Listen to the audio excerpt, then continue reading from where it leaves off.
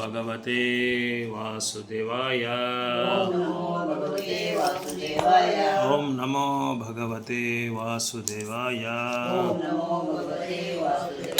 ನಾರಾಯಣಂ ನಮಸ್ಕೃತ್ಯಂ ನರಂ ಚೈವ ನರೋತ್ತಮಂ ದೇವೀಂ ಸರಸ್ವತಿಂ ವ್ಯಾಸಂ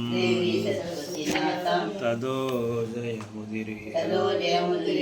ನಷ್ಟಪ್ರಾಯೇಷು ಅಭದ್ರೇಷು ನಿತ್ಯಂ ಭಾಗವತ ಸೇವಯಾ ಭಗವತೆ ಉತ್ತಮ ಶ್ಲೋಕೆ ಭಕ್ತಿರ್ಭವತಿ ನೈಸ್ತಿಕಿ. ಮೂಕಂ ಕರೋತಿ ವಾಚಾಲಂ ಪಂಗುಂ ಲಂಘಯತೆ ಗಿರಿಂ ಯತ್ಕೃಪಾತಂ ವಂದೇ ಶ್ರೀಗುರುಂ ದೀನತಾರಿಣಂ ಪರಮಾನಂದ ಮಾಧವ ಶ್ರೀ ಚೈತನ್ಯ ಈಶ್ವರ ಕೃಷ್ಣಾಯ ವಾಸುದೇವಾಯ ದೇವಕೀ ನಂದನಾಯ ಚ ನಂದಗೋಪಕುಮಾರಾಯ ಗೋವಿಂದಾಯ ನಮೋ ನಮಃ. ಗ್ಲಾಸ್ ಇತ್ತಲ್ಲ, ಡೋರ್ ಇತ್ತಲ್ಲ, ಇಲ್ಲಿ ಹಿಂಗೆ ಓಪನ್ ಆಗೈತಾ? ಓಪನ್ ಆಗಿ ದೊಡ್ಡದು ಇದ್ದಿದ್ದವಾಗ ಇವಾಗ ಬ್ಯಾರೆ ಟಿವಿ ತಂದಿದ್ದೀರಿ. ಹೌದಾ? ಏನಾಯ್ತು? ಅದಿನ್ನ ಸ್ವಲ್ಪ ಮುಂದಕ್ಕೆ ಹಾಕಬೇಕು. ಅದು ಹೋಗ್ಬಿಟ್ಟಿತ್ತು ನಮ್ದು. 30 ವರ್ಷ ಆಗಿತ್ತೆ ನಾವು ತಂದು. ಬ್ಲ್ಯಾಕ್ ಅಂಡ್ ವೈಟ್ ಅದು? ಇಲ್ಲ, ಕಲರ್. ತುಂಬಾ ವರ್ಷ ಆಯ್ತು.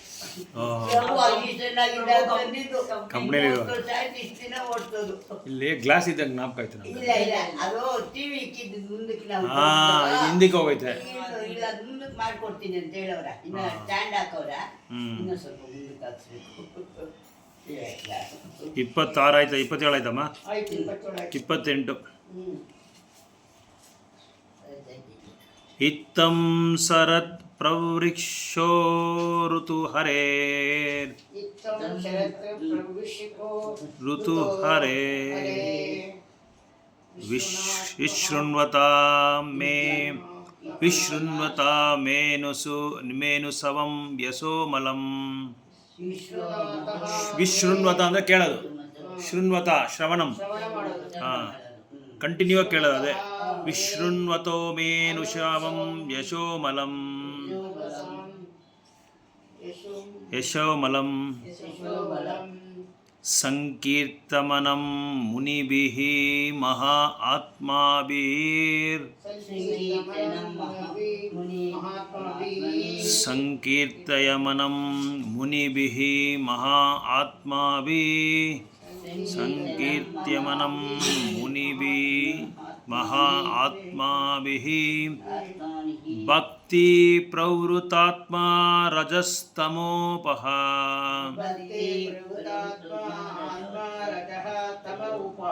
ಭಕ್ತಿ ಪ್ರವೃತ್ತಾತ್ಮಾ ರಜಸ್ತಮೋಪಹ.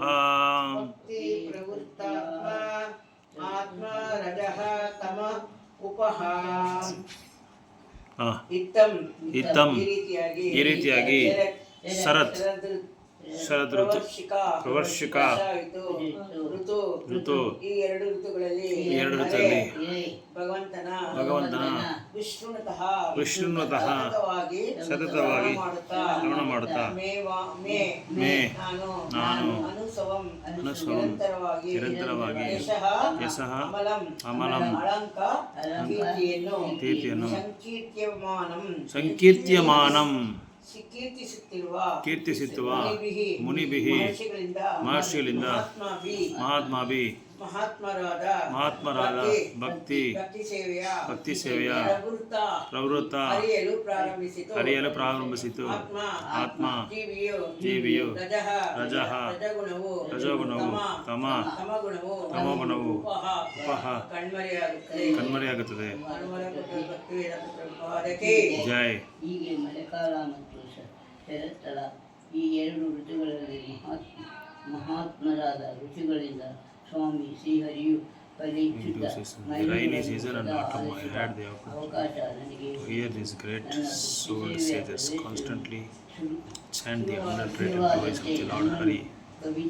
ಕವಿದಿದ್ದ The coverings of the modes of passion vanish. ಪರಮಪ್ರಭುಗೆ ಅಲೌಕಿಕವಾದ ಪ್ರೇಮ ಸೇವೆಯನ್ನು ಸಲ್ಲಿಸಬೇಕೆನ್ನುವುದು ಪ್ರತಿಯೊಂದು ಜೀವಿಯ ಸಹಜ ಪ್ರವೃತ್ತಿಯಾಗಿದೆ. ಈ ಪ್ರವೃತ್ತಿಯ ಪ್ರತಿಯೊಬ್ಬರಲ್ಲೂ ಸುಪ್ತವಾಗಿದೆ. ಆದರೆ ಲೌಕಿಕ ಪ್ರಕೃತಿಯ ಸಂಬಂಧಿಯಿಂದಾಗಿ ರಜೋಗುಣ ಮತ್ತು ತಮೋಗುಣ ಅನಾದಿ ಕಾಲದಿಂದಲೂ ಈ ಪ್ರವೃತ್ತಿ ಮುಸುಕಿನಂತಿವೆ. ಒಂದು ವೇಳೆ ದೇವರ ಅನುಗ್ರಹದಿಂದ ಅಥವಾ ಮಹಾತ್ಮರಾದ ಅವರ ಭಕ್ತರ ಅನುಗ್ರಹದಿಂದ ಯಾರಿಗಾದರೂ ಭಗವಂತನ ಅಥವಾ ಶುದ್ಧ ಭಕ್ತರ ಸಹವಾಸ ಭಾಗ್ಯ ದೊರೆತು ಆ ಮೂಲಕ ದೇವರ ಪರಿಶ್ರಮ ಇವುಗಳನ್ನು ಆಲಿಸುವ ಅವಕಾಶವಾಯಿತೆನ್ನೋಣ. ಆಗ ಖಂಡಿತವಾಗಿಯೂ ಅವನ ಭಕ್ತಿ ಸೇವೆಯ ಹೊನಲು ನದಿಯ ಪ್ರವಾಹದಿಂದ ಹರಿಯತೊಡಗಿದೆ. ನದಿಯು ಸಮುದ್ರವನ್ನು ತಲುಪುವವರೆಗೂ ಹರಿಯುತ್ತದೆ. ಶುದ್ಧವಾದ ಭಕ್ತಿಯು ಪವಿತ್ರವಾದ ಭಕ್ತರ ಸಹವಾಸದಿಂದ ಅಂತಿಮ ಗುರಿ ತಲುಪುವವರೆಗೂ, ಎಂದರೆ ಭಗವಂತನ ದಿವ್ಯ ಪ್ರೇಮ ದೊರಕುವವರೆಗೂ ಹರಿಯುತ್ತದೆ. ಅಂತ ಭಕ್ತಿ ಸೇವೆ ಪ್ರವಾಹದ ಅರಿವು ನಿಲ್ಲಲೇ ಹರಿಯದು, ಬದಲಾಗಿ ಅದು ಯಾವುದೋ ಮಿತಿಯಾಗಿ ಒಳಪಡದೆ ಇನ್ನಷ್ಟು ಮತ್ತಷ್ಟು ಹೆಚ್ಚುತ್ತಲೇ ಹೋಗುತ್ತದೆ. ಭಕ್ತಿ ಸೇವೆ ಪ್ರವಾಹವು ಎಷ್ಟು ಶಕ್ತಿಯುತವಾದದೆಂದರೆ ಅದನ್ನು ನೋಡುವವನು ಕೂಡ ರಜೋಗುಣ ತಮೋಗುಣ ಪ್ರಭಾವದಿಂದ ಬಿಡುಗಡೆ ಹೊಂದುತ್ತಾನೆ. ಪ್ರಕೃತಿಗೆ ಸಂಬಂಧಿಸಿದ ಎರಡು ಗುಣಗಳು ಈಗ ನಿವಾರಣೆಯಾಗುತ್ತೆ. ಆಗ ಜೀವಿತನ ಸಹ ಸ್ವರೂಪಕ್ಕೆ ತಲುಪಿ ಮುಕ್ತನಾಗುತ್ತಾನೆ. ತಸ್ಐವಂ ಮೇ ನುರಕ್ತಸ್ಯ ತಸ್ಯೇವಂ ಮೇ ಅನುರಕ್ತಸ್ಯ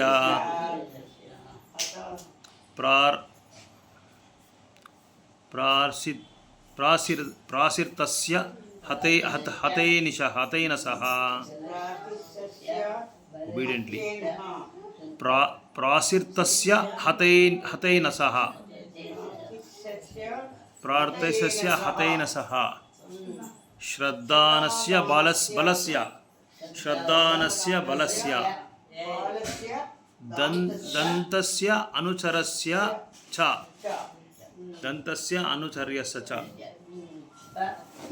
ತಸ್ಯೈವಂ ಮೇ ನುರಾಕ್ತಸ್ಯ ಮೇ ಅನುರಕ್ತಸ್ಯ ತಸ್ಯೈವಂ ಮೇ ಅನುರಕ್ತಸ್ಯ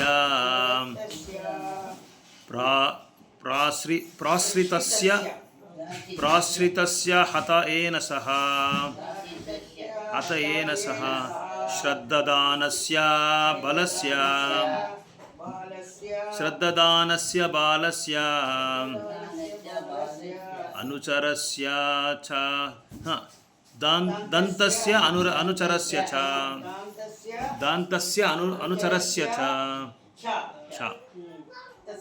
ತಸ್ಯ ಅವನ ಏವಂ ಈ ರೀತಿಯಾಗಿ ಮೇ ನನ್ನ ಅನುರಕ್ತಸ್ಯ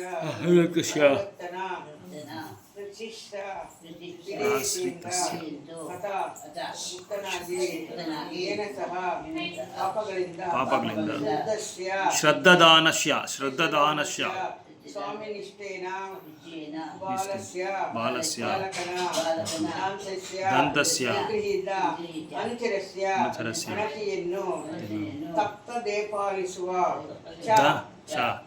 ದಂತಸ್ಯ ಏನವನು ದಂತಸ್ಯ ಏನೇ ಅರ್ಥ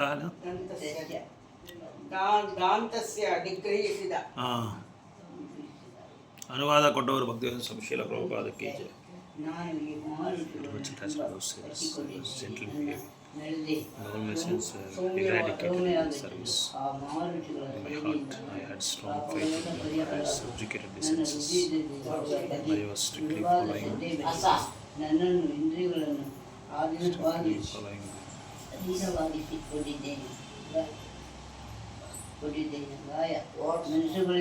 ಮನುಷ್ಯಗಳಿಂದಾದರೂ ನನ್ನನ್ನು ಅವರನ್ನು ಕಟ್ಟುನಿಟ್ಟಾಗಿ ಅನುಸರಿಸುತ್ತಾರೆ.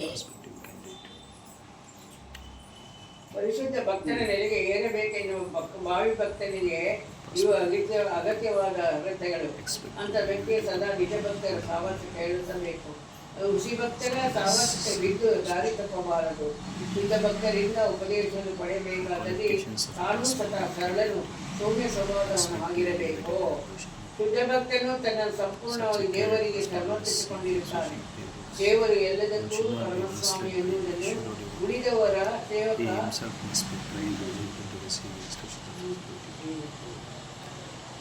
ಅವನ ಸೇವಕ ಎನ್ನುತ್ತಿದ್ದಾನೆ. ಲೌಕಿಕ ಸಹವಾಸ ಸಂಗ್ರಹಗೊಂಡಿದ್ದ ಪಾಪಗಳೆಲ್ಲವೂ ಇಂಥ ಶುದ್ಧ ಭಕ್ತರ ಸಹವಾಸದ ಮಾತ್ರ ಪರಿಹಾರವಾಗುತ್ತದೆ. ಹೊಸಬನಾದ ಭಕ್ತರು ಶುದ್ಧ ಭಕ್ತನ ಶ್ರದ್ಧೆಯನ್ನು ಸೇವಿಸಬೇಕು. ಅವನಿಗೆ ತುಂಬ ವಿಧೇಯನಾಗಿರಬೇಕು. ಅವನ ಉಪದೇಶಗಳೆಲ್ಲರೂ ಕಟ್ಟುನಿಟ್ಟಾಗಿ ಅನುಸರಿಸಬೇಕು. ಇವು ತನ್ನ ಸದ್ಯದ ಜನ್ಮದಲ್ಲಿ ಯಶಸ್ವಿಯಾಗಿ ತೀರ್ಮಾನಿಸಿದ ಭಕ್ತನ ಲಕ್ಷಣಗಳು.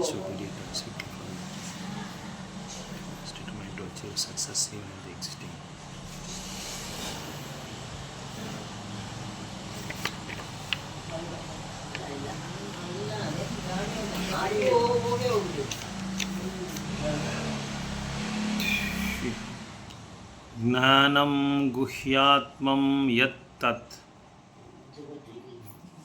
30 ಜ್ಞಾನಂ ಗುಹ್ಯಾತ್ಮಂ ಯತ್ತತ್ ಯತ್ತತ್ ಸಾಕ್ಷಾತ್ ಭಗವತೋದಿತಂ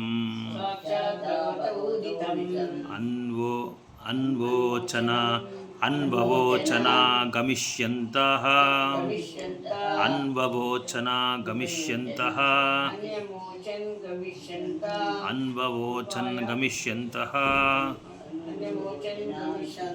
ಕೃಪಯಾ ದೀನವತ್ಸಲಃ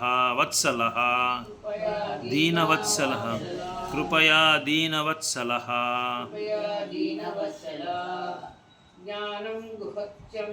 ಜ್ಞಾನಂ ಗುಹ್ಯಾತ್ಮಂ ಯತ್ತತ್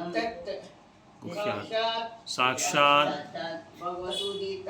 ಭಗವತೋದಿತಂ ಅನ್ವವೋಚನ್ ಗಮಿಷ್ಯಂತಃ ಕೃಪಯಾ ದೀನವತ್ಸಲಃ ಜ್ಞಾನವನ್ನು ಗುಹ್ಯಾತ್ಮಂ ಅತ್ಯಂತ